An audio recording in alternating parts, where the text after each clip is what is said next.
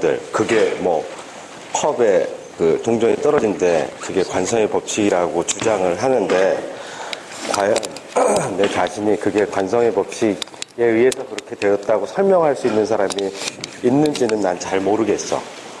그러니까 그런 걸 그냥 지금은 머릿속에 각인을 시켜놨다가 이제 이해가는 과정은 이제 조금씩 슬슬 우리는 할 거니까 걱정하지 말고 뭐 이렇게 여러 가지를 암기를 해야 되는 과목이 아니니까 물리하는 사람들이 생각하는 방식이 어떤 거다 그거를 이해하는 입장에서 우리가 가르칠 거라고 내가 선언을 했기 때문에 그런 면에 대해서 너무 걱정하지 말고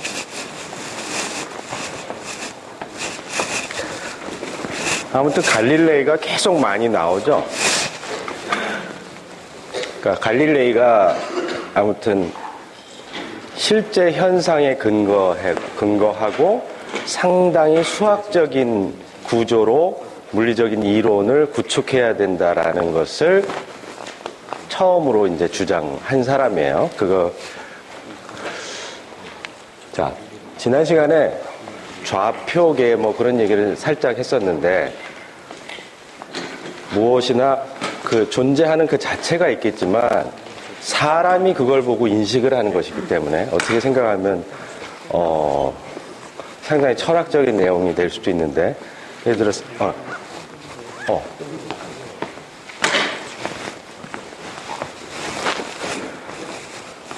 우리가 없다 세상에 사람이라는 존재가 없다 그래도 물리 현상은 있느냐 당연히 있겠지. 무슨 누가 희한한 사람이 뭐 핵폭탄을 수천 개를 터뜨려가지고 멸종을 할 수도 있지. 그러니까 우리가 없어도 그 사실은 존재하는 거야.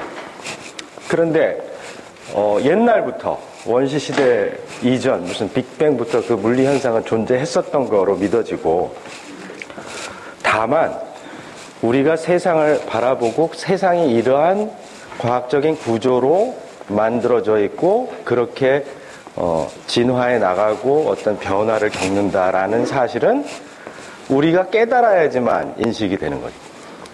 그런데 그러한 그러한 사고 방식이 없었던 시대에는 상당히 미련한 논리, 지금의 우리인이 다 알고 있는 입장에서는 세상이 뭐 몇 가지의 원소로 이루어져 있는데 희한하게 뭐 물, 불, 흙, 뭐 공기 뭐 이런 거로 이루어졌다는 콧방귀가 나오겠지. 그건 다 여러분들 사실 암기해서 그런 거지.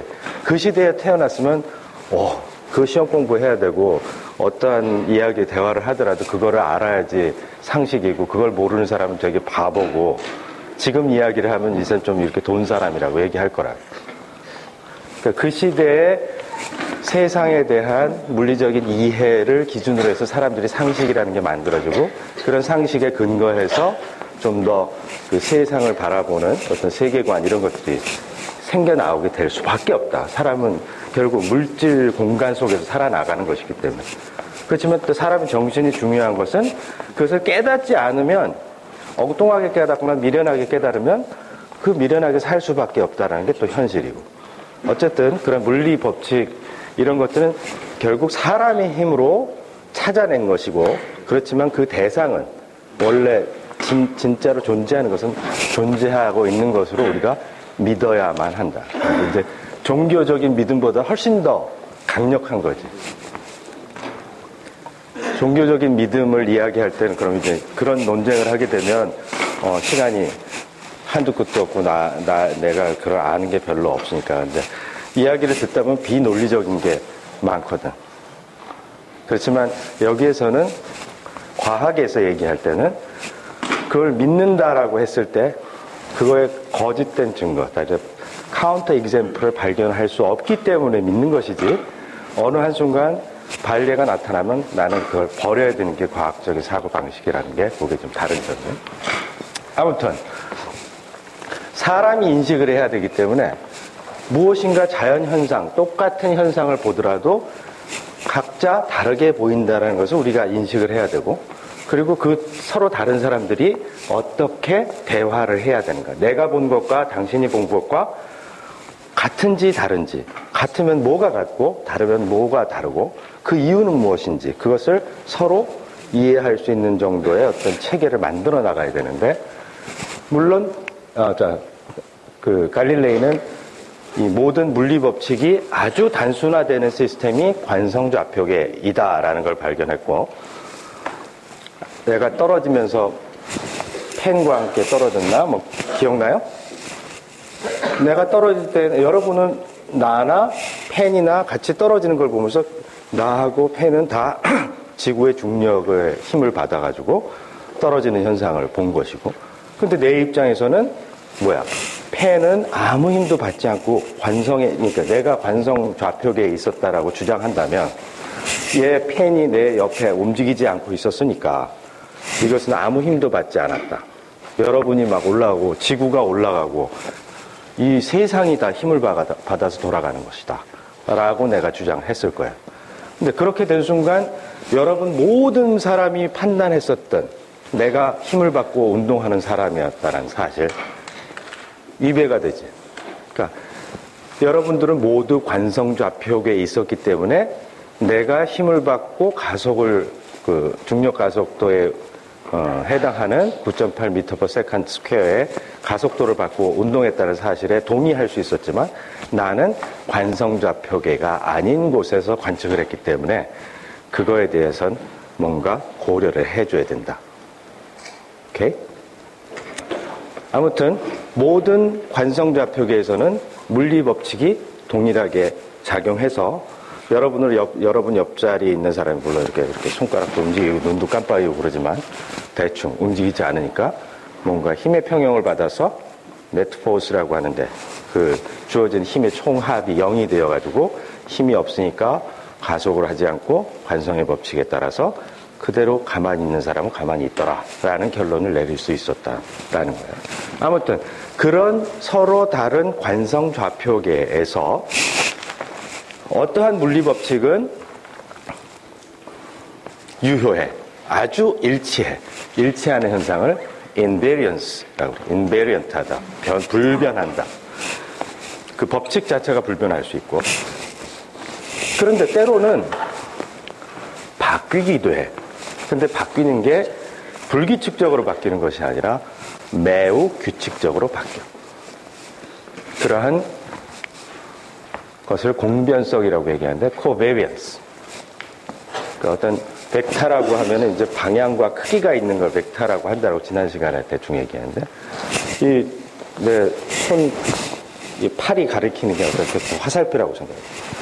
이걸 이렇게 빙글빙글 돌리면 내 손끝이 어떤 원을 만드는데, 자, 어떤 사람이 보기에는 이 방향이라고 생각하지만, 관측자가 같은 위치에 있더라도, 예를 들어 내 고개를 이렇게 하면 이 화살표가 내 눈앞에 있다.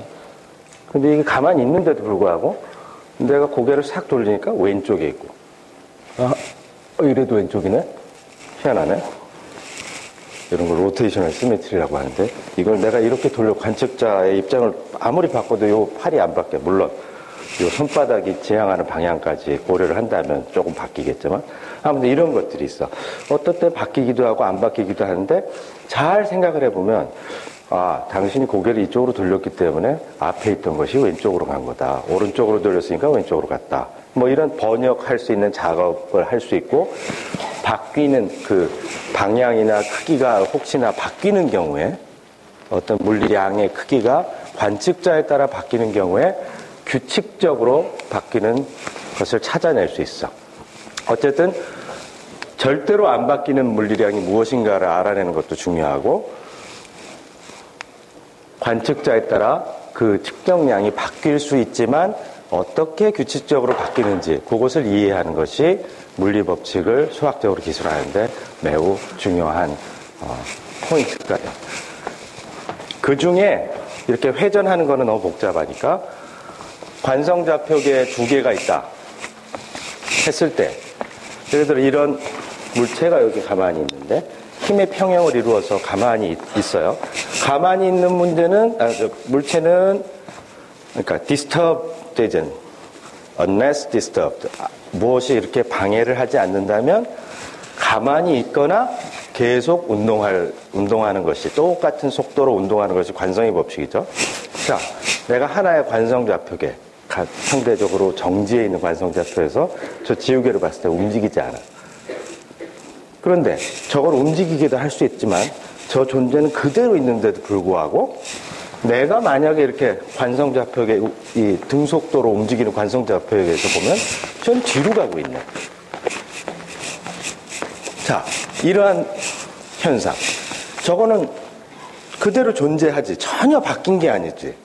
단지 사람이 어떤 입장을 바꾸어서 어떤 좌표계에 있는가에 따라서 다르게 볼 뿐이지. 그런 것들이 코베리언스라고 하는 건데, 이렇게 봤을 때는 존재하는 것과 관측자하고 봤을 때 존재하는 게 우선이겠어? 관측자가 우선이겠어? 무엇이 우선이라고 할 수는 없겠지만 저것은 절대로 변하는 게 아니니까 어쩔 수 없이 사람이 봐야 하니까 이 두 가지 사실이 있는데, 그런 입장에서 저 물체는 정지했다고 얘기할 수도 없고 등속으로 움직인다고 얘기할 수도 없는 거예요. 다시 말해서 정지한 물체와 등속으로 움직이는 물체는 동일한 상태이다. 관측자에 따라서 정지했다라고 볼 수도 있고 등속도로 움직일 수도 있다. 그 두 개가 눈으로 보기에는 현상적으로는 달라 보이지만 사실은 거기에 숨어있는 그 진실은 그 두 가지가 동등한 것이다라는 걸 깨달은 거예요. 그렇게 되면 매우 무서운 일이 일어나는데, 그 이전에는 뭔가 세상에는 중심이라는 게 있다라고, 뭐 지구가 중심이건 뭐 이 세상을 만든 신이 중심을 가만 어디에 딱 앉아 있건 뭔가 중심이라는 그 어떤 절대적인 좌표계의 존재에 대해 사람들이 생각을 했어요. 그렇지만 그렇지 않고 존재하는 건 그대로 있고 사람이 어떤 좌표계에서 보는가에 따라서 현상을 보는 것이기 때문에 어느 누구도 세상을 inertial reference frame에 있다면 세상을 동일하게 관측하고 기술할 자격이 있다라는, 그러니까 되게 무서운 거지. 절대적인 좌표계는 절대로 존재하지 않는다. 오직 상대적인 좌표만이 존재할 것이다. 내가 본 세상은 내가 내 자신을 눈을 이렇게 돌려서 내 몸을 볼 수는 없지만 내 손이랑 이런 거, 발이랑 이런 거 보지만 내가 어떤 좌표계의 오리진, 그 원점에 있다라고 했을 때 나를 재면 얼마지? 위치가 좌표를 뭐 X, Y, Z 축으로 잰다 그러면 빵빵빵으로 나와야지. 근데 여러분이 나를 보면 여러분이 빵빵빵이고 어떤 뭐 XYZ가 뭐 2m, 1m, 뭐 80cm 뭐 이렇게 될 거란 말이에요. 서로 다른 사람이 본 정보를 갖고 내가 읽어내려면 어떻게 해야 돼? 적절히 빼고 더하고 해서 그렇게 하면 될 것이다. 그래서 그 관성좌표계의 존재, 그리고 관성좌표계는 예를 들어 북박이 별이 있다. 옛날엔 별이 되게 신기한 거잖아요. 멀리 있는 별들은 다 이렇게 그림이 딱 정지되어 있고, 물론 그 덩어리가 지구 여러분들 별을 많이 못 봤죠, 어려서. 공부만 하느라고. 그 하늘에 이렇게 오랫동안 보고 있으면 이 별이 이렇게 돌아가. 그거를 느껴본 적 있어? 요새는 조금 느낄 수도 있을까? 늦게까지 술 마시고 집에 가는 길에 달의 위치가 바뀌어있다 이런 걸 느끼나? 어? 아무튼 이게 다 북박이의 이 별이 천구라고 하는 그런 말이다. 이게 이렇게 하늘이 지구를 둥둥해서 빙글빙글 도는 것 같이 보이잖아. 실제로 우리가 처음으로 보는 게 그런 현상이니까 지동설이라는 거를 천동설이라는 걸 얘기할 수밖에 없는 거예요. 천동설 얘기 먼저 안 하는 사람이 또 정신이 이상한 사람이라고. 사람은 먼저 본대로 느끼니까.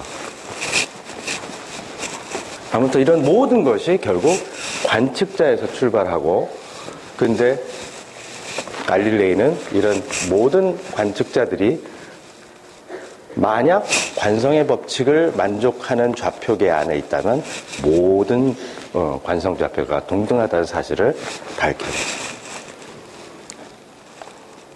그런 좌표계 간의 변환 공식이 바로 갈릴레이안 트랜스포메이션, 갈릴레이 변환. 자, 이거 우리가 봤죠. 이게 빨리 지나갔었는데 또 매우 중요한 것이기도 해. 관성의 법칙에 숨어 있는 사실은, 관성의 법칙은 힘이 그러니까 뉴턴의 관성의 법칙은 F equal 0이면, 힘이 없으면, 외력이 없으면 속도가 균일하다라는 거고, 힘의 개념은 뉴턴에서부터 나왔기 때문에 갈릴레이는 힘이란 말을 쓰지 않았어. 근데 어떤 방해를 받지 않으면 그 속도가 균일하다 그러는데, 속도의 정의가 뭐예요? 변위 나누기 시간이지. 그러니까 변위하고 시간, 그것이 비율이 일정하다라는 말이거든. 내가 이제 균일한 속도로 걸어간다라고 했을 때, 만약 공간이 균일하지 않다면, 시간이 균일하고 공간이 균일하지 않다면 관성의 법칙이라는 게 이런 게 아니라 어디 가면 빨리 갔다가 어디 가면 느리게 가고, 어디 가면 빨리 갔다가 느리게 가고, 그렇게 생각할 수도 있어. 역으로 어느 지점에서 시간이 빨리 지나가는 곳이 있을 수 있잖아. 영화 같은 데 보면 그 스타트랙에서 이렇게 막 우리 그 사람들이 타고 다니는 스페이스쉽에서 저 별에 가보자. 그럼 막 공간 이동하고 그러잖아.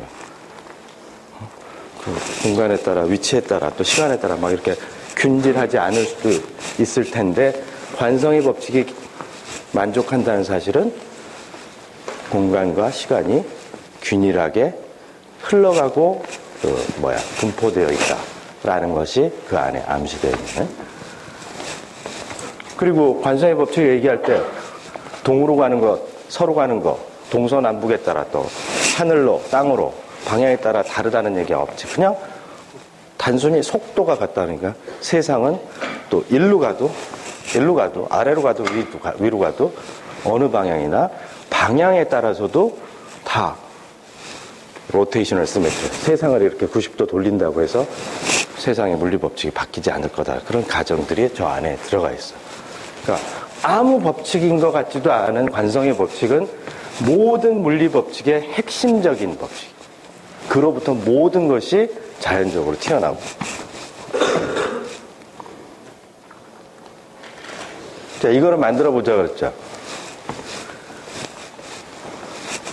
매우 쉬운 거야.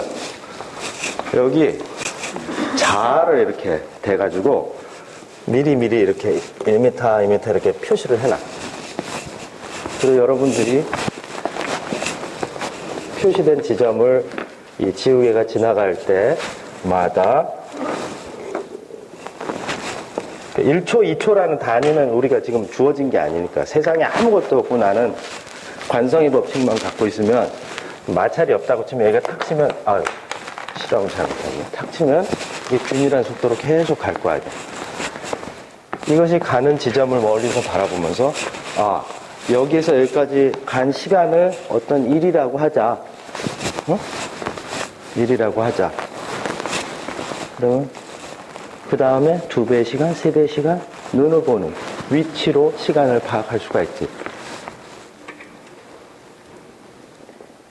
아무런 힘을 받지 않는 세상에 아무것도 지구의 중력이 있어야지만 궤종시계가 이렇게 추가 일정한 주기성을 갖고 있다라는 사실을 이용해서 시계를 처음 만들었을까? 여러 가지 방법이 있을 텐데, 아무것도 없는 물리 법칙의 관성의 법칙만 아는 사람이 시계를 만든다면 바로 이런 식으로 만들어야만 했다. 너무 유치한 답이지? 근데 어려운 것이기도 해, 그런 생각을 하는 것이.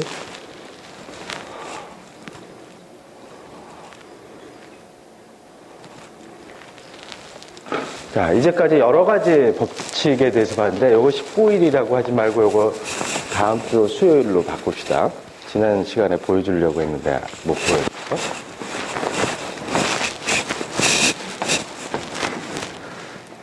그러고 보니까 우리 국어국문학과 학생도 있죠. 거기에도 법칙은 있다. 뭐 두음 법칙 뭐 이런 거 있잖아. 그러니까 아무튼 사람들이 이제 법칙이라고 하는 거 자기 학문 분야에 그쪽에는 뭐가 있을까?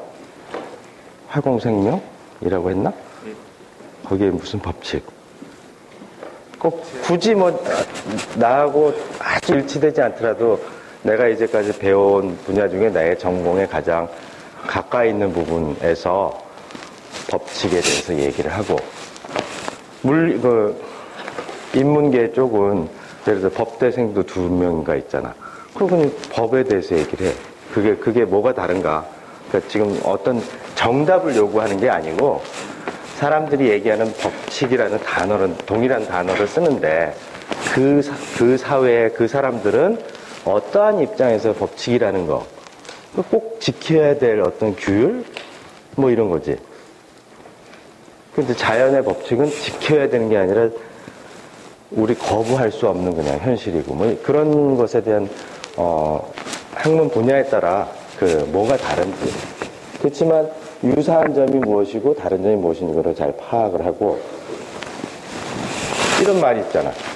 예외 없는 법칙이 없다라는 얘기도 있잖아. 당연히 예외가 있을 것이고 물리 법칙도 예외가 있을 건데 못 발견하지 못해서 법칙으로 남아있는 것들이 많을 텐데 그런 거 말고 이미 예외가 있는 게 밝혀진 그런 샘플을 이용해서 어떻게 세상 사람들이 새로운 법칙으로 세상을 이해하거나 어떻게 규제하려고 하는지에 대해서 생각을 해봐라.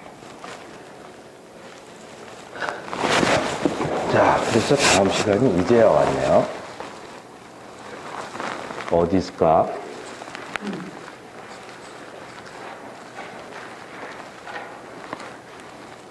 우리 조교가 우리가 오늘 며칠이야? relativity라는 폴더에 있는데. relativity? 요건가? 예.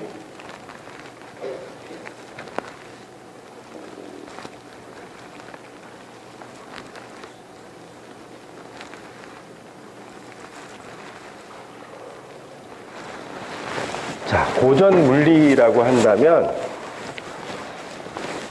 기본적으로 중력을 처음으로 이해했다라는 사실. 그 중력 위에 뭐 마찰력 무슨 온갖 힘들이 잡다한 힘들이 있는데 5만 가지 힘들이 뉴턴의 3가지의 법칙에 의해서 설명이 된다는 사실 이런 걸 발견했고 그래서 더 이상 뭘 할 것이 없다라고 생각했는데 조금 지나가니까 옛날부터 우리 많이 봤지. 그 원시인들도 많이 봤을 거야. 번개치고 이러는 거. 이 전자의 흐름인데 그러니까 이 전하라고 하는 놀라운 것들을 발견하고 활용할 수 있는 시대가 되어버렸어. 그러니까 그 고전 역학이라는 건 미케닉스, 기계적인 운동, 그리고 뉴턴에 의해서는. 근데 전자기학, 전기와 자석 많은 사람들이 써왔잖아. 그게 고대에서 오랜 시간 전부터 뭐 항해하는데 나침반이 있어야지 뭐 항해를 하고 막 그랬을 거 아니야. 전기와 자기를 이해하고 시간이 지나서 자기와 전기가 뭔가 이렇게 링크가 있다는 사실을 알아냈어. 응?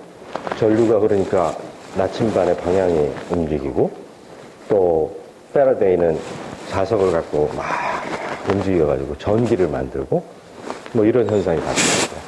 그래서 역학하고 전자기학, 전기와 자기에 대한 이해까지를 우리가 고전 물리라고 내가 그냥 칭하겠어요.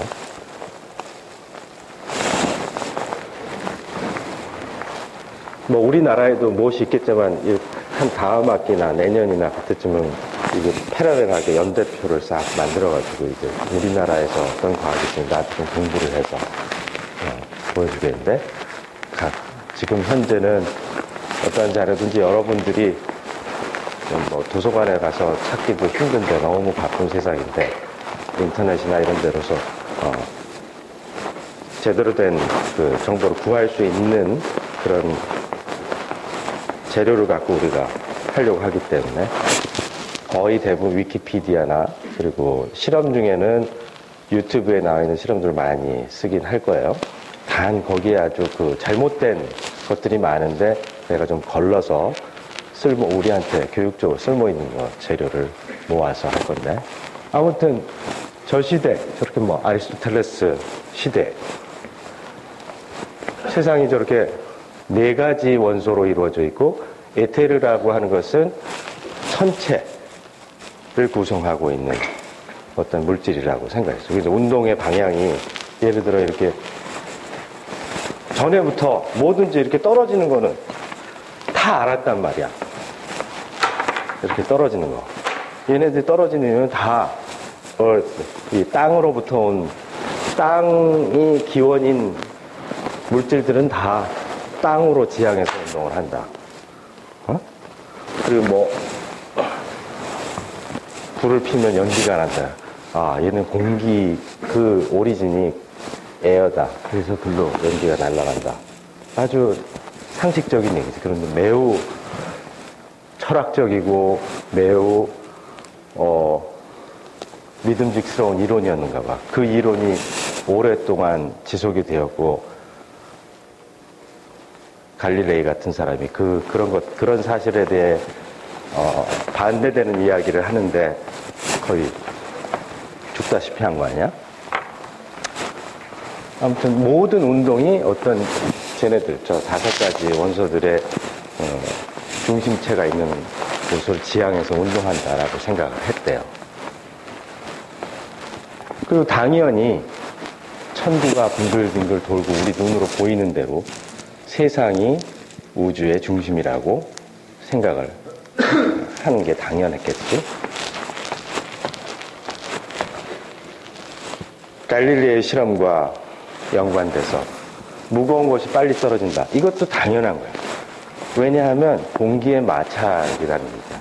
그러니까 깃털은 살살살살 떨어지고 어떤 거는 은행잎 같은 거 이렇게 하면 이렇게 뱅글뱅글 돌면서 느리게 떨어지는 거 봤어요? 봤어? 근데 무거운 건 쿵 하고 떨어지고 당연하지. 근데 보는 대로만 세상을 복잡한 그대로만 이해를 한 거예요.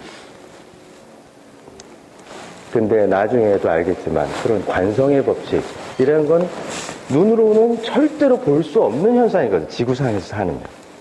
그렇지 않아? 모든 건 가다가 정지하는데 근데 그걸 지우개로 세상을 지우고 우주 공간이라는 것을 생각한다면 거기에서 그런 생각을 해서 다 비어있다면 지금 뭐 이렇게 마찰이나 잡다한 것들이 이렇게 방해를 하지만 그게 없다면 그렇게 그냥 갈 것이다라고 생각한다는 게 무서운 거야. 거의 대부분 사람은 이렇게 위대한 철학자도 눈에 보이는 그 현상 자체만을 갖고 그 깊이 있는 속에 들어있는 걸 보지 못하는데 마음속은 엄청나게 깊은 데까지 본 사람이겠지만 그치?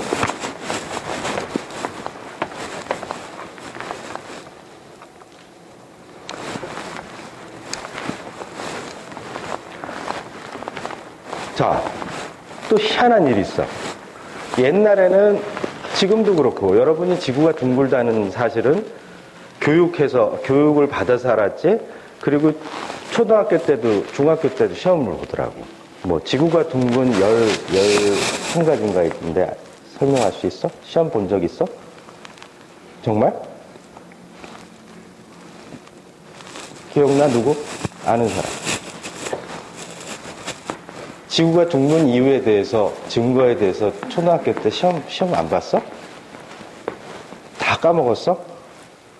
다른 나라 사람들인가? 요새 배우나? 나도 배웠던 것 같은데. 그 바다에서 있었을 때 그러면은 지평선이 이렇게 거의 무한대로 보이잖아. 그 상황에서 이렇게 배가 오게 되면은 지구가 둥글기 때문에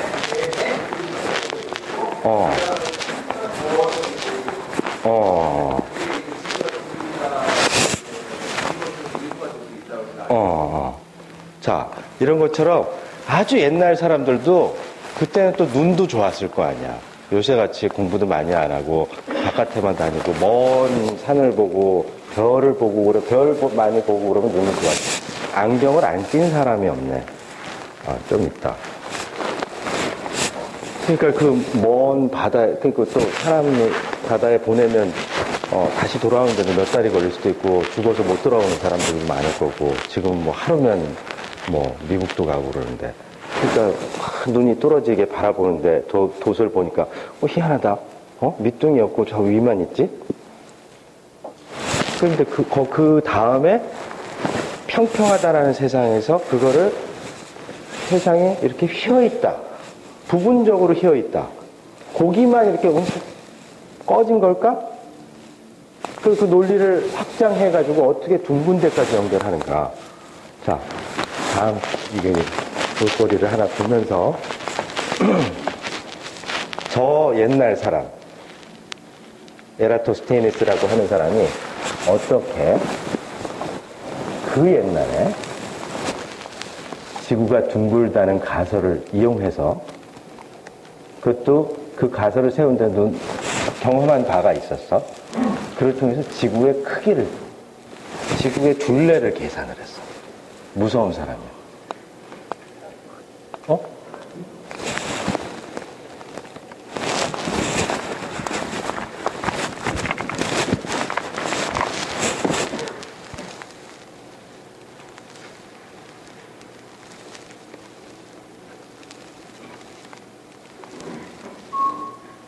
People knew that the earth was round long before the days of Christopher Columbus. Ancient sailors came to understand this based on a British ship's the sail of the Atlantic. A ship gradually disappears until the only thing visible is the tail of the mast. This means that the sea must curve down and away, and the earth probably does too. Eratosthenes learned of an interesting phenomenon in the town of Syene in southern Egypt.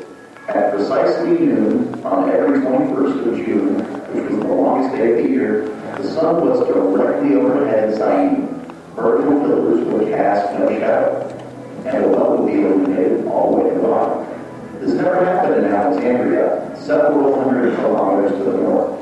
Eratosthenes believed that this was due to the curvature of the earth, and he could use this to measure the size of the earth. At noon, on June 21st, the earth is being hit by parallel rays of sunlight. In Syene, they go straight down the sides of pillars and straight down above. Meanwhile, in Alexandria, Eratosthenes measured the angle of the shadow cast by a vertical pillar to be 7.2 degrees. This angle is equivalent to the angle between two lines drawn from Alexandria and Syene to the center of the earth. There are 360 degrees in a circle, so 7.2 degrees is about 1/50th of the circumference of a circle, which means that the distance from Syene to Alexandria is about 1/50th of the circumference of the earth. 자, 저기에서 저 두 지점 간의 거리를 재는 게 첫 번째, 이걸 뭐라 그래? 지구에서 이렇게 되는 걸 위도라 그러지. latitude, 그 다음에 longitude, 이 경도가 같은 데에서 했어야지 정확한 거야. 이게 만약에 이렇게 되면 옆으로 갔으면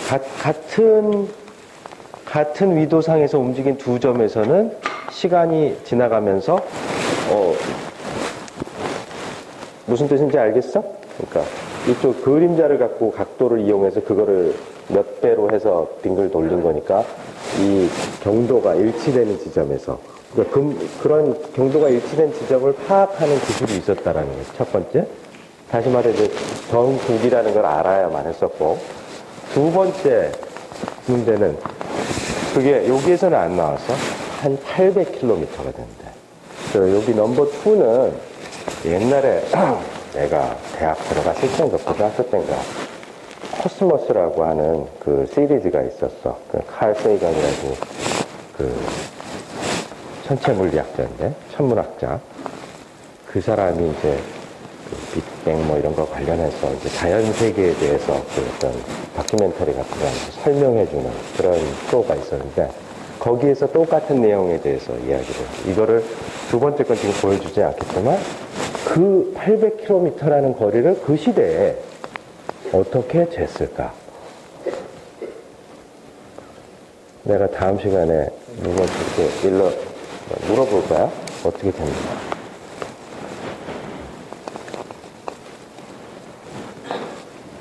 근데 제일 중요한 건 돈이야. 돈이 없으면 잴 수가 없었어.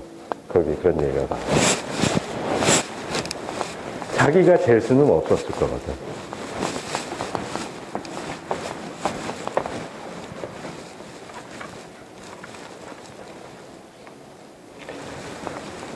또 아무튼 이미 이 시대에 와서는 세상이 둥글다는 사실을 알게 되었는데 그 이전에도 오랜 시간이 있어서 역사 속에 있는 오랜 시간이 있는데 어떻게 하는 과정에서 이 평평한 플랫한 스페이스 유클리드 공간이지 2차원 유클리드 공간이라는 세계에서 어떻게 이렇게 커브드 스페이스 도면의 그 식으로 생각하게 되는 그 지도가 나오는 과정을 보면 알겠지. 물론 같은 구라고 해도 측량을 제대로 못할 테니까 그 땅의 모습을 제대로 그리지 못했겠지만 아무튼 이런 역사를 펼쳐보는 것도 재미있는 일이 될 거예요.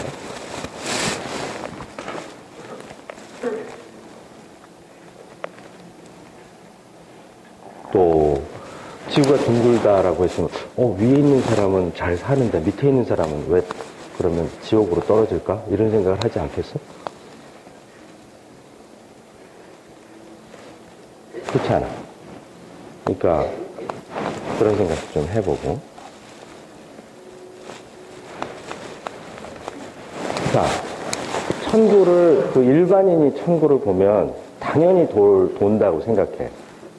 그런데 옛날에는 그 별의 움직임을 갖고 점도 치고 뭐 그랬다며. 그러니까 천문학이라고 하는 게 그러니까 화학 같은 게 그냥 화학에서 출발한 게 아니라 금을 만들어내려고 하는 그 사기꾼들에 의해서 사기꾼은 조금 그렇고 어떤 하여튼 일확천금을 노리는 사람들이 그 아무런 흙이다 갖다가 막 요소를 부려가지고 금으로 만들면 다 돈이 되니까. 지금도 사람들이 돈을 좋아하지만 옛날에도 돈을 좋아했는가 보지. 하여튼 그걸 만들려고 하다가 그게 발전해서 체계적으로 그 화학적인 현상을 이해하면서 화학이 발전하게 되거든요. 천문학이라는 것도 결국에 점성술가 이런 사람들에 의해서 출발점이 그런 데 있다라고. 물리도 지금 물리라고 하는 게 나오지 않았어. 하여튼 세상이 돈다라는 거, 그러니까 지오센트릭 뷰포인트가 있었는데 자꾸만 바알 예가 희한한 예가 생깁니다. 모든 게 다 동그랗게 돌아야 되는데 어떤 거는 동그랗게 도는 게 아니라 지금 내가 그 별 중에 하나야. 이것이 무엇인가 교과서에 나옵니다. 이렇게 빙글빙글 돌다가 이게 뭐 술 취한 사람처럼 거꾸로 갔다가 이렇게 하는 별이 있어. 물론 하루에 돌아가는 것은 이렇게 돌아가지만 그 천구상에서 해 위치 뭐 이런 걸 보면 해가 어떤 황도라고 하는 거를 따라서 이렇게 돌아가게 돼 있지. 그치? 다 배워도 다 까먹었는가 봐. 오랜 시간이 지나면 여러분들은 다 망각의 세계로 가는 거거든요. 그런 것처럼 이거는 균일하게 또 가는데 어떤 행성들은 가다가 거꾸로 갔다가 이렇게 가고. 자, 이런 현상을 어떻게 설명할까? 근데 이렇게 이걸 톨이라고 하는 사람인데 톨레마이스인가? 이 사람은 머리가 엄청나게 좋았던 거야. 그러한 현상을 천동설의 입장에서 설명을 한 거야. 그럴듯하게.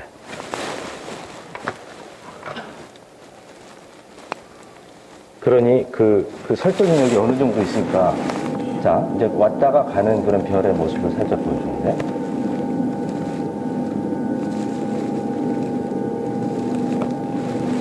세턴이 뭐지?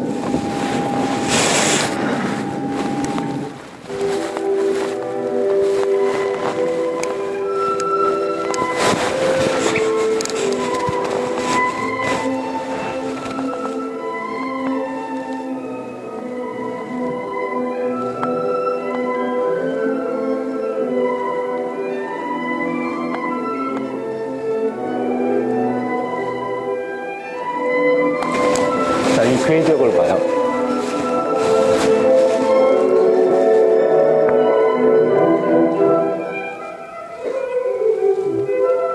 도는 축이 안에 수도 없이 많아가지고 저렇게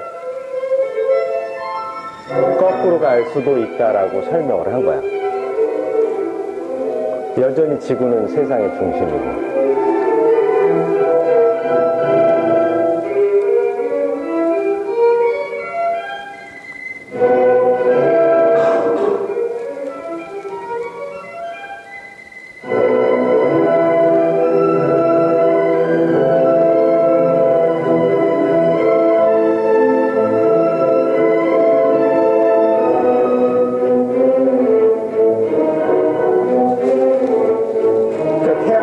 훨씬 먼 북방의 별들에는 너무 멀어서 움직이는데 우리 눈에 관측이 잘 안 된 거였고, 행성들은 상대적인 위치가 이렇게 느껴지기 때문에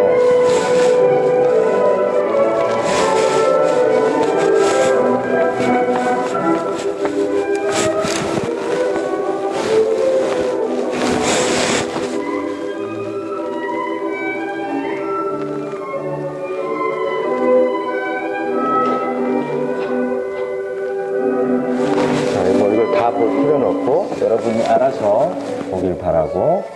자, 저러한 방법으로 잘 설명이 안 되는 천체 운동을 그럴듯하게 설명을 했어요.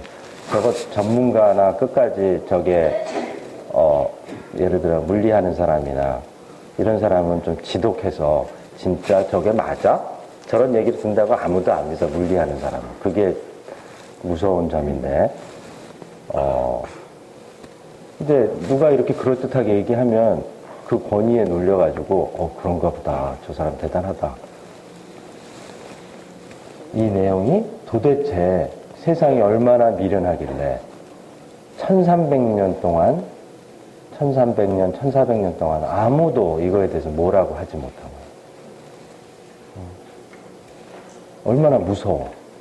여러분들은 사실 반칙을 한 거지.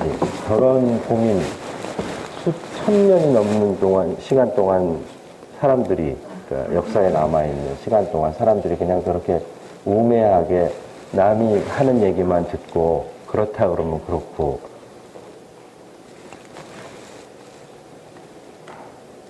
그런데 코페르니쿠스가 이제 처음으로 그 사실을 반박하게 돼. 근데 코페르니쿠스는 그 천문에 대해서 많이 알기는 했지만 전문적으로 그걸 측정하고 그런 사람은 아니었대.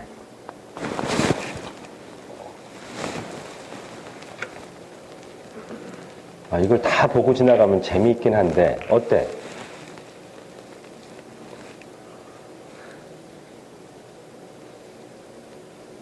보여줘요, 말아요?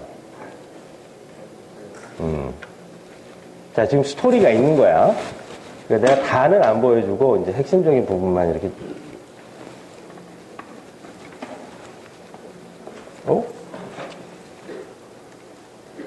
이거 링크가 잘못됐구나. 호리겐스가 나오면 안 되는데? 아깝습니다. 내가 이건 그림이고 이상하다. 링크를 내가 잘못 걸어놨어.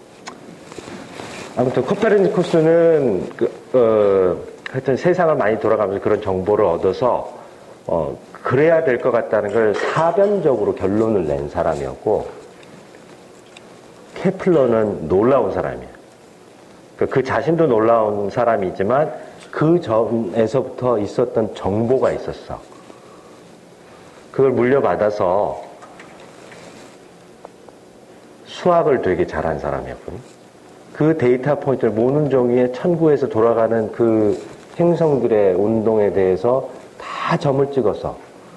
근데 웃긴 것은 이 사람은 지구가 돈다라는 사실을 당연히 안 거지.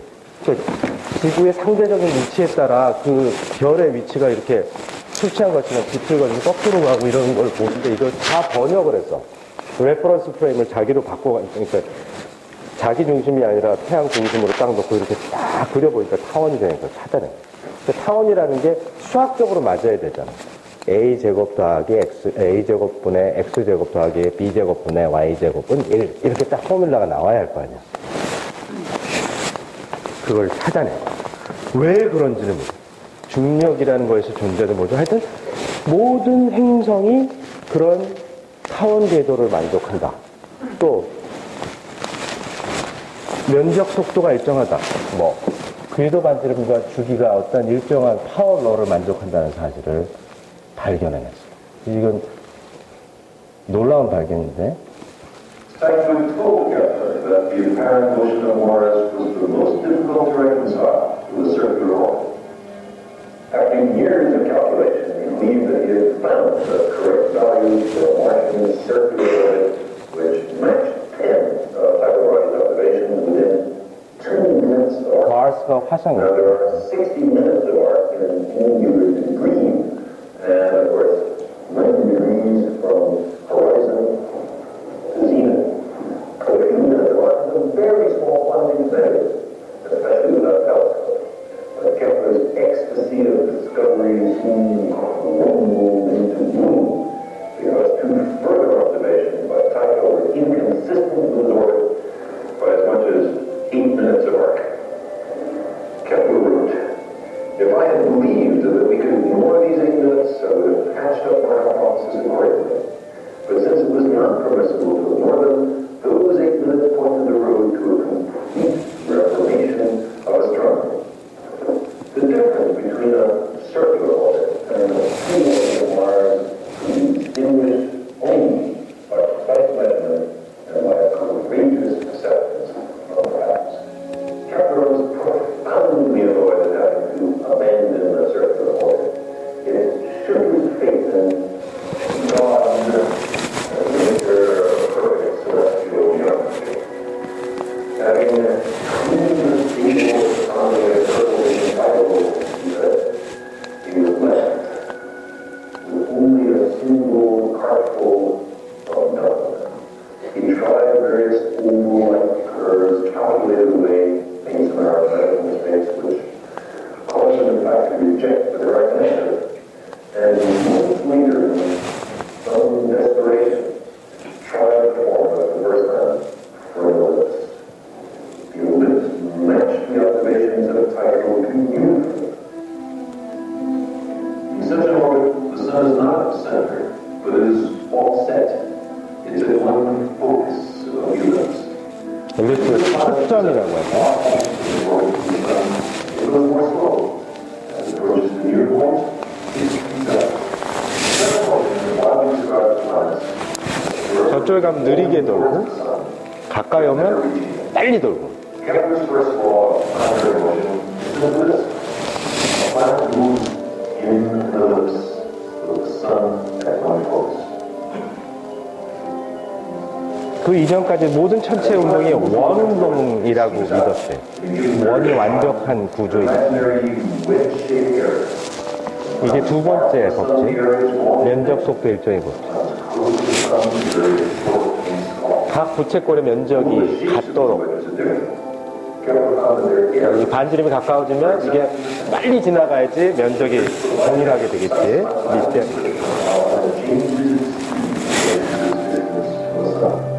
Now, for the first time, astronomers could predict exactly where a planet would be in accordance with a simple and variable law. Kepler's second law is this. A planet seems out in two areas. 여전히 중력이란 개념을 몰랐었던 거예요. Two laws of planetary motion making a little remote and abstract. Alright, planets move in ellipses, they sweep out equal areas in equal time. So, wow. It's not easy to grasp as circular motion. We might have a tendency to dismiss it, say it's mere mathematical tinkering or something new to everyday life. But these are the laws our planet itself will as we, who move by gravity, the surface of the earth, hurtle through space. We move in accord with laws of nature, which Kepler first discovered. When we send spacecraft to the planets, when we observe double stars, when we examine the motion of distant galaxies, we find that all the universe Kepler's laws are ready. Many years later, Kepler came upon his third and last law of planetary motion, the law which relates the motion of various planets to each other, which lays out correctly the work of the solar system. He discovered a simple mathematical relationship between the size of the planet orbit, the average speed of travel around the sun. 안에 있는 놈은 빨리 돌고 바깥에는 느리게 돌지. There must be a force in the sun that drives the planets. A force stronger in the fast-moving planets and weaker in the other slow-moving planets. Isaac Newton later identified that force as gravity, answering at last the fundamental question: what makes the planets grow? Kepler's third or harmonic law states that the squares of the periods of the planets that find the length one and void are proportional to q, the third power of their average distances from the sun. So the further away a planet is from the sun, the slower it moves, but according to a precise mathematical law. Kepler was the first person in the history of human species to understand correctly and quantitatively how the planets move, how the solar system works. 자,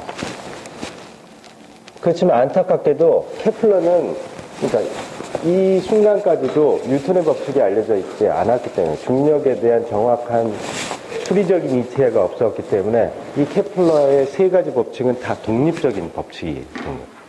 이게 왜 이런지도 모르고, 그러니까 이제 더 이상 이거보다 더 펀더멘탈한 거, 무엇으로부터 이걸 찾아낼 수가 없고, 이건 그냥 현상론적인 법칙이에요. 눈으로 관찰을 해서 하라는 거예요. 근데 우리는 이과 학생들은 알겠지만, 이게 뉴턴의 법칙과 뉴턴의 중력에 대한 이해만 있으면 자동으로 세계가 다 설명이 됩니다. 그러니까 좀 더 펀더멘탈한, 좀 더 다른 것으로부터, 아주 단순한 논리에서부터 모든 물리 현상들을, 자연 현상들을 기술하려고 하는 것이 각 그 시대에 살아나가는 물리학자들의 임무야.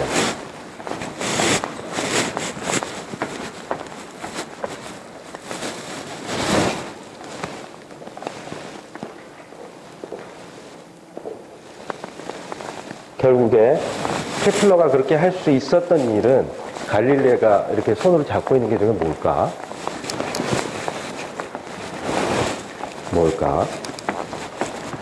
케플러도 그것을 갖고 있었어. 멀리 볼 수 있는 도구가 있었던 거야. 그 이전에도 있긴 있었는데, 이 사람들은 거의 동시대 사람인데, 갈릴레이는 망원경의 기능을 되게 좋게 했어. 그래서 대충 이제 멀리 배나 보고 막 이런, 해적 만나면 빨리 도망가고 그래야 할 거 아니야. 그런 전쟁용 이런 데로 써 왔었던 망원경을 천체 관측하기에 아주 좋게 해서, 제일 중요한 것 중에 하나가 비너스의 페이즈를 알아냈어. 그것을 보면 터울이라고 하는 사람이 세상에 행성이 이렇게 돌아간다라고 얘기했을 때, 그 행성의 모습을 모르면 상관이 없는데, 그 점이라고 해서 점의 궤도는 맞출 수가 있지만, 예를 들어 달의 위치를 우리가 어떻게 돌아가는지, 달이 지구 주위를 돈다라는 사실을 알면 알 수 있지만, 달의 모양이, 상이 바뀌는, 페이즈라고 하는 상, 초승달, 보름달, 이런 모양을, 그 모양이 그 순서대로 어떻게 돌아가는가를 알아내려면, 태양이 어디 있고, 그리고 이러한 행성들이 어디 있는지 상대적인 위치를 정확하게 알아야지, 어디에서 빛이 비추고 이런 걸 이해해서 페이즈의 변화까지 설명을 했어야 되는데, 그것을 처음으로 설명할 수 있었던 거예요. 그러니 더더욱이 지오센트릭 뷰가 완전히 묵사발이 나버리고 완벽한 발레를 찾아내보는 거예요. 그런 공격에 대해서 이렇게 비틀거리면서 가는 행성의 모습을 설명을 하긴 했었는데 페이즈는 절대로 설명할 수가 없고. 자, 이 우리 달의 모양이 이렇게 바뀌는 거 우리가 잘 알죠. 이게 초등학교 때 다 배웠어. 그 이유는 이쪽에서 태양에서 빛이 너무 멀리 있으니까 평행광이 오고 지구와 달의 상대적인 위치에 따라 태양과 달의 상대적인 위치는 항상 이쪽이니까 달의 모양은 이렇게 되어 있지만 태양이 정지된 기에서 이 우주 바깥에서 딱 지구와 달과 태양을 보면 태양이 오른쪽에 항상 있다고 해서 이렇게 빛을 비치니까 달의 모양은 항상 이렇게 반달로 보이게 되겠죠, 우리 입장에서. 그렇지만 사람은 지구 표면에 있잖아. 지구 표면에 있으니까 뭐 낮에도 달을 보지만 여기에 낮에 달을 보면 이게 뭐야? 금음달이네. 여기 있는 사람은. 그지? 여기로 가면 달이 안 보이지. 달이 져버리지. 여기로 가 있는 순간 달이 지고 여기부터는 달이 안 보이겠지. 또 예를 들어 달이 여기 와 있을 때는 여기 있을 때 달이 안 보이다가 하루가 이렇게 지구가 또 자전에서 이렇게 동그라서 와서 보니까 제일 커졌지. 풀문이야. 그 이유는 태양이 이 달을 이쪽을 비추고 있고 우리가 여기에서 지표면에서 빙글빙글 돌아가면서 보고 이제 달은 28일을 주기로 이렇게 빙글빙글 돌아가니까. 그래서 달의 페이즈를 우리가 이해를 하는데 아까 비너스의 페이즈를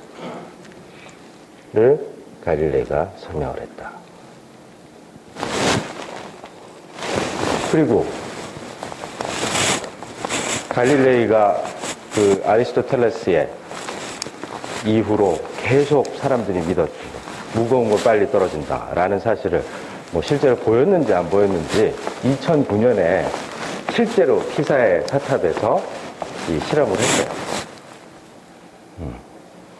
내가 2000년에 갔을 때는 그런 실험을 하는 걸 못 보고 그걸 세운다고 했는데 안 세웠대. 조금만 더 하면 무너진다고. 2009 is Galileo's year. The Illumination declared the International Year of Astronomy in honor of Galileo's achievement 400 years ago, when the Italian scientist came to telescope at the next sky for the first time. But we also remember Galileo as the father of modern physics. And here in Pisa, where Galileo was born, we immediately think of his investigation into the force of gravity. 요거하고 요거 두 가지를 기억을 잘해서. Suppose you had a very heavy ball like a bowling ball, and another ball the same size and shape but much lighter like a volleyball. Which one would hit the ground first? The ancient Greeks had thought about that problem. In fact, Aristotle has said the answer was obvious. He said that the heavier body would fall faster than the lighter one, and that speed would be proportional to its weight. But Galileo had a different idea. He said that regardless of the weight of the two bodies, they would reach the ground at the same time, at least so long as the air resistance was not the same for each body, as we will see in this example. Galileo got his first teaching job here at the University of Pisa. With the leaning tower nearly in his backyard, it must have been incredibly hectic. He saw objects that flew from weights from the top of the tower, watching them plunge 57 meters or nearly 200 feet to the ground below, and seeing if they really moved at the same time. Historians say the story of Galileo and the tower may be more legend than fact. It is quite possible that he never did perform the test here at the famous tower. But earlier this year, this man did. For Professor Steve Short, 2009 was the perfect occasion to demonstrate Galileo's ideas. And earlier this year, that's exactly what he did. And he did it in style. There were musicians in period costume. There was an actor dressed as Galileo himself. And more people dressed as the skeptical Aristotelian professors, the ones who had made fun of Galileo for his crazy ideas.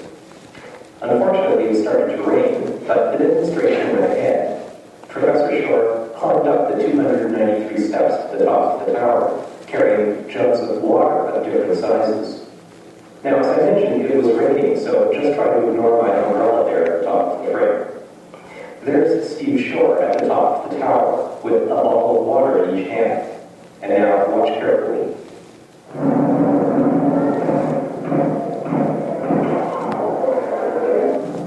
Professor Shore repeated the test several times with bubbles of different sizes. In this drop, the heavier bubble is more than 3 times larger than the lighter one.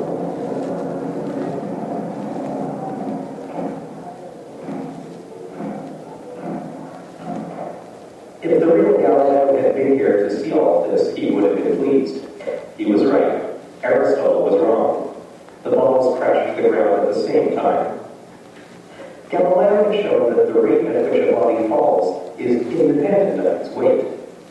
With the work of Isaac Newton about a century later, we have a more complete explanation for why that is. It's true that the heavier a body is, the more strongly the Earth's gravity pulls on it. But the larger body also has more inertia, which makes it more resistant to being accelerated. The two effects cancel each other out, and that's why the rate of fall is independent of the body's mass.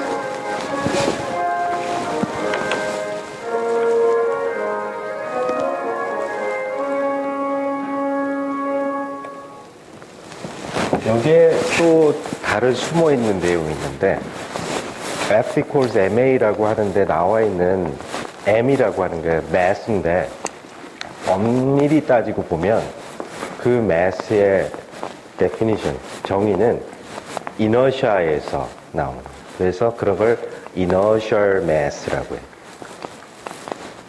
그런데 뉴턴스 그래비티는 뉴턴의 3가지 운동 법칙과 독립적인 것이기 때문에 거기에 뉴턴스 그래비티, 그래비테이셔널 포스가 그래비테이셔널 컨스턴트 캐피탈 G 거기다가 매스 프로덕트 나누기 R 스퀘어 이거든요.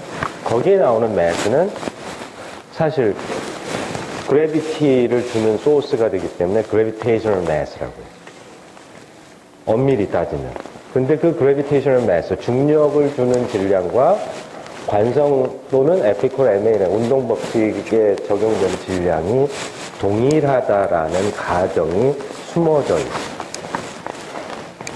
아인슈타인은 그 사실에 대해서 심각하게 고민하고 이퀴빌런스 프린시플이라는 걸 활용해서 일반 상대성과 관련된 중요한 이론을 만들어냈어요.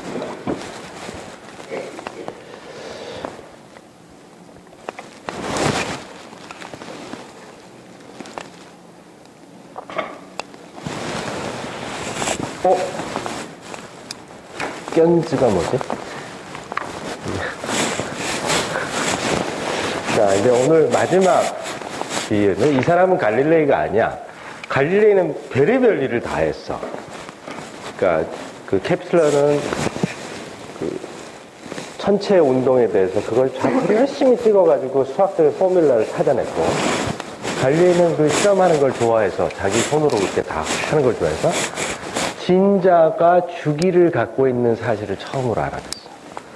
이 말은 괴종식에는 이 이전에 없었다라는 뜻이야.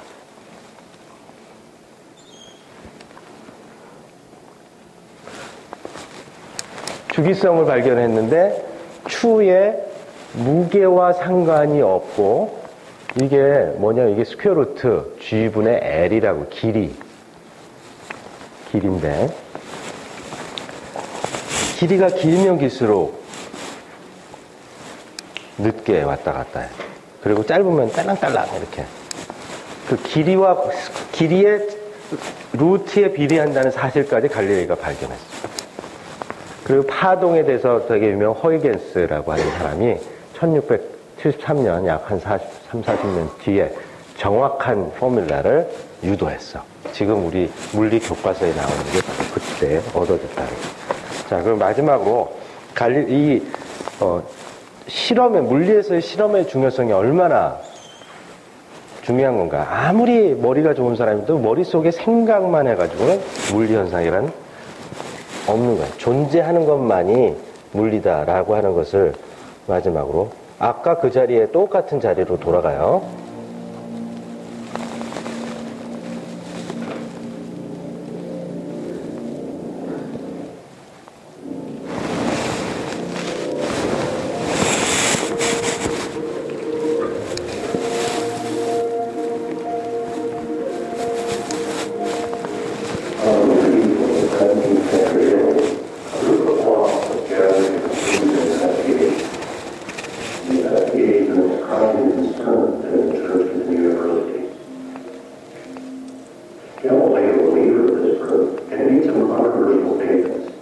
He claimed that heavy and light objects fall at the same rate. This was contrary to the teaching of the day. And he also claimed that the earth orbited the sun. This challenged the church's position that the earth was the center of the universe. He had aroused some powerful forces in academia and the church. Forces so powerful that his publications were banned and he was arrested. We now know that Galileo was right. His insights were amazing considering the cultural forces and traditions he was up against. Galileo had found a way to challenge and test knowledge. This process may have started with a very simple object, the pendulum. Apparently, Galileo became curious about the motion of the pendulum while watching a swinging chandelier. Using his pulse as a clock, it seemed that it didn't matter how far the chandelier swung, it took the same time to complete one swing. This didn't seem reasonable. Galileo, who made what he had been first experiment, confirmed that this is true. 진폭과 주기가 상관없다라는 겁니다. Independent of the pendulum's displacement. To determine this, he probably set up two identical pendulums. 진폭이 큰 거고 요거 진폭이 작은 거고. And observe the result. This is an interesting classroom lab activity. In our example here, we have two pendulums with a length of 60 centimeters and a block mass of 500 grams. One pendulum is displaced 10 degrees from vertical and the other 25 degrees from vertical. Releasing them at the same moment, we can see they maintain the same rate or period. The size of the swing doesn't matter. Scientists call this property isochronism. In 1610, Galileo wrote, "The marvelous property of the pendulum is that it makes all its vibrations, large or small, in equal times." Galileo had completed a simple experiment. He had controlled two variables, length and mass, to determine that the period of a pendulum is independent of displacement. This was a new way to test knowledge. The next surprising attribute of the pendulum has to do with the mass of the bob. When increasing the mass of the bob changed the period of the pendulum. Again, we can set up a simple experiment.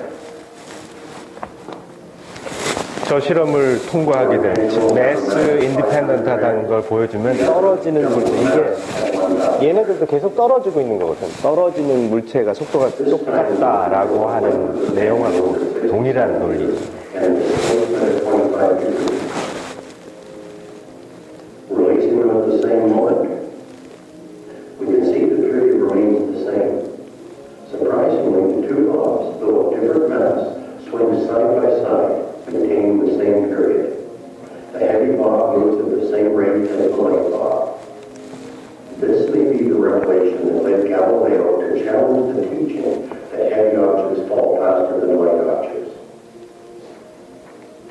The last experiment to be done looked at changing the length of the pendulum.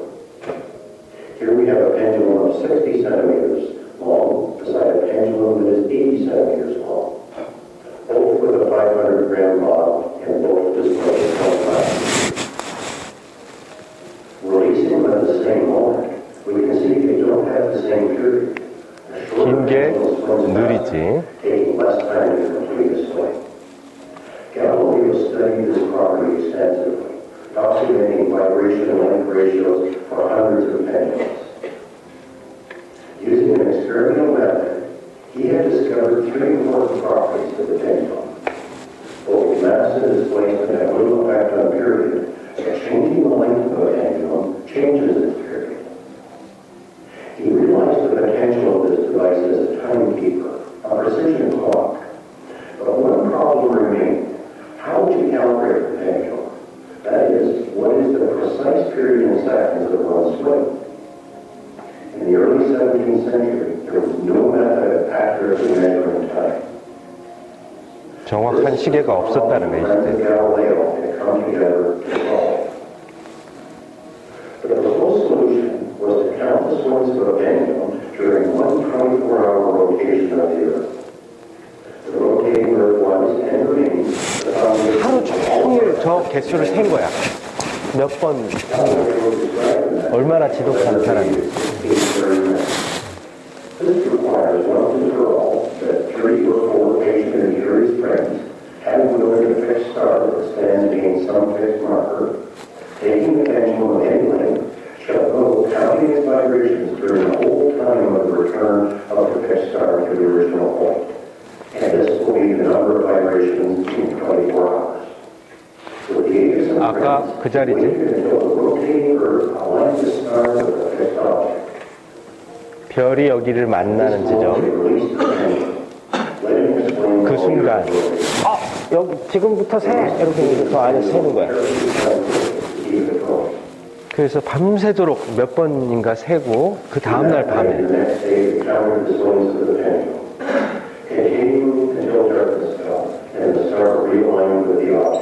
다시 그 별이 여기 올 때까지 24시간 동안 저걸 몇 번인가 센 거야.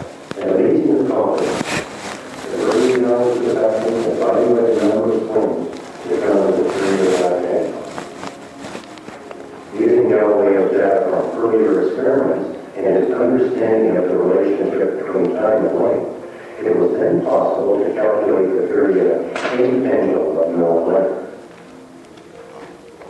Galileo even determined a mathematical relationship stating that time varies with the square root of the pendulum's length. He also made an intuitive connection between orbiting planets and lengths of pendulums. He suggested that planets close to the sun orbit faster than planets further out. He was right about this. Galileo formulated a challenge, test, and refined knowledge.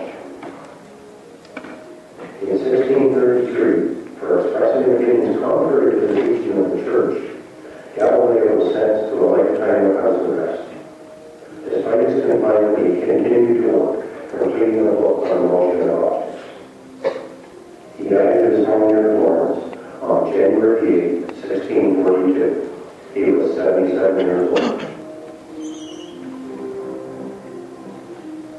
For more science and technology related to videos and activities, visit our website, IELTS.